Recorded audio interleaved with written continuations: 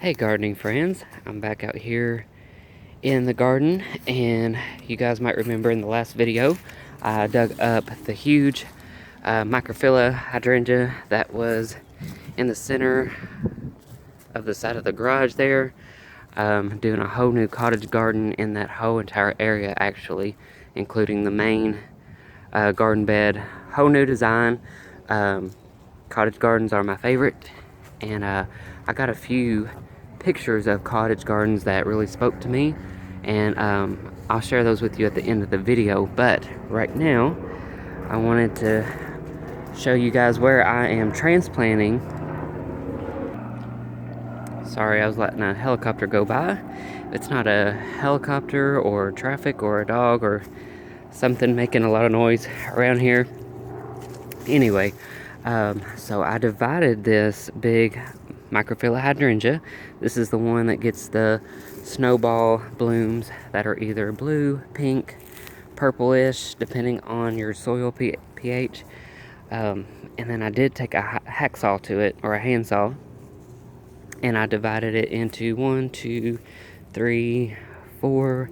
I got another one sitting in some water over there. 5 pieces. So hopefully I didn't kill it by doing that. They should be pretty tough. So anyway, my plan is to put them here beside the new patio. It's not a new patio. I just redone the pavers. But anyway, I'm planting them here in like an archway or a curve. Now these hydrangeas need morning sun. The more sun you give them, the more blooms they will put on, but you don't want them in full sun. So anyway, guys, I'm gonna get busy on digging these holes and get these guys planted, and I'll show you what that looks like. Well, I think I found my new little garden buddy now. He's been hanging out here with me very close the past couple days. As you can see, with all the digging, I have unearthed worms. So he's just having a good old time eating all the worms.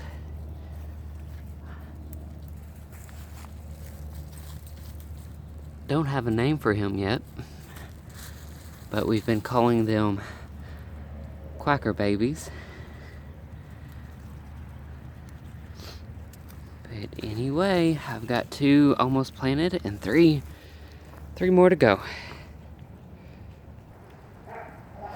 Well, friends, it is starting to rain, so I need to get inside, but real quick, they're all planted. I gotta put a little bit more dirt around this one. But that is where they are, so hopefully they do good. I read that they do like sandy, loamy soil, so they got it here because there used to be a pool here, and the soil is real sandy, so they should do just fine. They all have a little bit of green on them.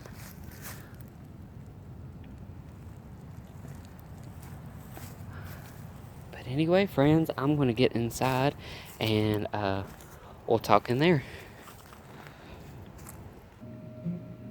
Okay, friends, we're inside now. It is kind of sprinkling outside, so anyway, I thought I would show you some of the pictures that I have saved online, and these are what I'm going to use for inspirational pictures for my garden and future gardens and yard. Obviously, it's going to take a long time.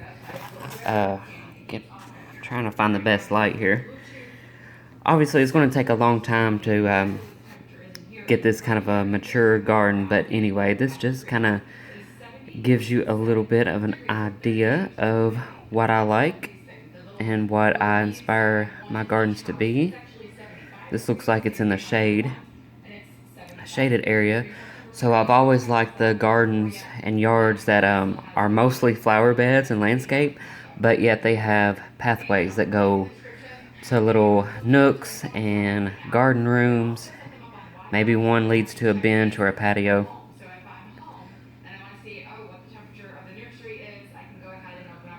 I love how lush and full that is. And the more perennials and plants you have, the less weeds that you will have. This is gorgeous. Coneflower here with some white daisies and some black-eyed Susans.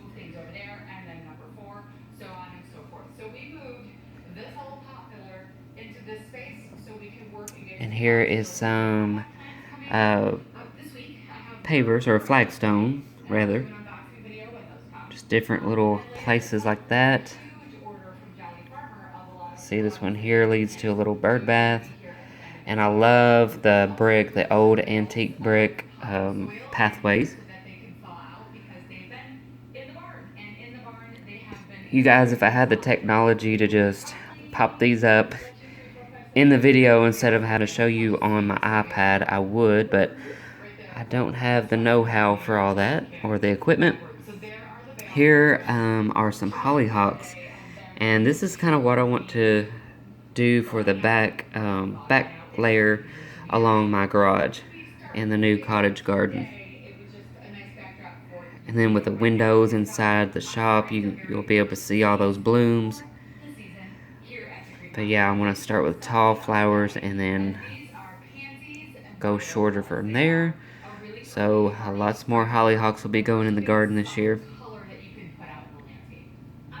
I love this color of rose, this apricot coral color, and the reason I saved this picture is because I don't know if you can see that very well, but I really like that dark blue-green color of the garage, or I don't know if that's their house or barn or something, but that is one of the colors that I have considered for the garage.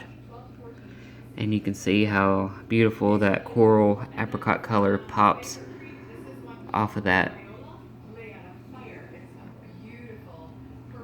Looks like some peonies here, maybe. Really like this one. It's a little bit more formal. Instead of the curvy, windy pathways, it's more straight. But look at all the plants. You got some foxglove.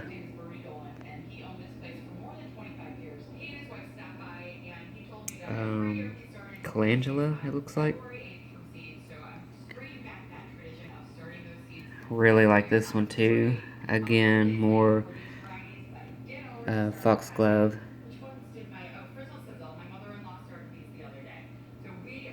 Really like those old brick pathways. Here is a train tile that I went to get. I was talking about. I just like how rustic and cottagey and country the old pavers and the train tiles look. One more picture here. I love how lush this is with, looks like we've got catmint in there and coneflower. Maybe some veronica. But you might remember the back right corner if you're standing in the back of the garage. That corner that is straight ahead, I thought about putting a bench in there, and I just like how this little pathway leads to it. But yeah, guys, those are my inspiration pictures, my goals. I think everybody is kind of, during these winter months, are writing in their garden journals and planning out how they want their gardens to look.